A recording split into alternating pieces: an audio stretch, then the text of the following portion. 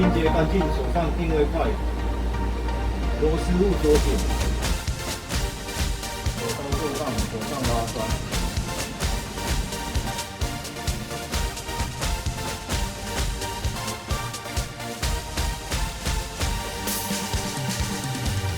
开件定位环4颗螺丝，确保刀杆可自由运转。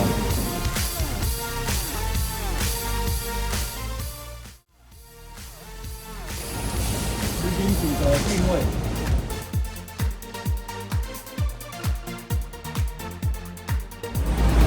将定位销对准定位块，将刀杆安装于主轴上。定位销与定位块贴合无误后，锁紧定位块螺丝，压住黑色键定位环，注意不要滑动，并锁紧4根螺丝。定位键位置，定位键需脱离键定位环约0.5至1米。若定位键未脱离适当位置，取下横起头并调整定位键高度。松开定位键侧部螺丝，松开即可。使用 M8 螺丝从定位销顶端往下锁，调整定位键高度。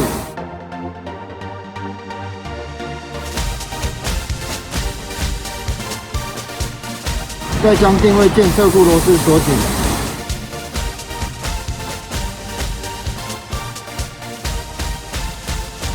并将定位销顶端 M8 螺丝取出。同步上下刀，确保定位键可以顺畅回弹到沟槽内，且定位键确实脱离定位环0.5至1米。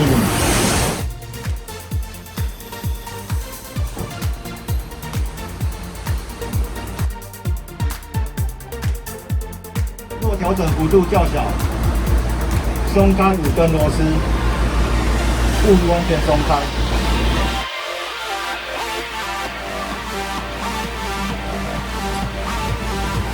即可调整横起头加工方向。若调整角度较大，请将横起头取下，放置于手刀座上进行调整。5根螺丝拆松并取下。调整横起头至加工所需角度，再将5根螺丝锁上，将螺丝锁上勿锁紧。使用圈分表于基础面上校正加工平行度，平行度调整于1条内，越准越好。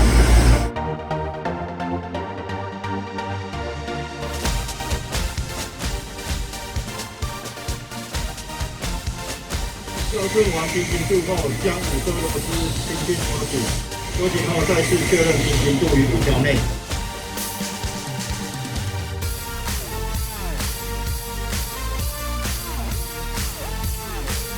完成横起头安装后，确认是否安装确实。第一步骤，检视横起头振动时，将圈分表示于基础面上，执行程式主轴反转，转速100，振动只需1条半内。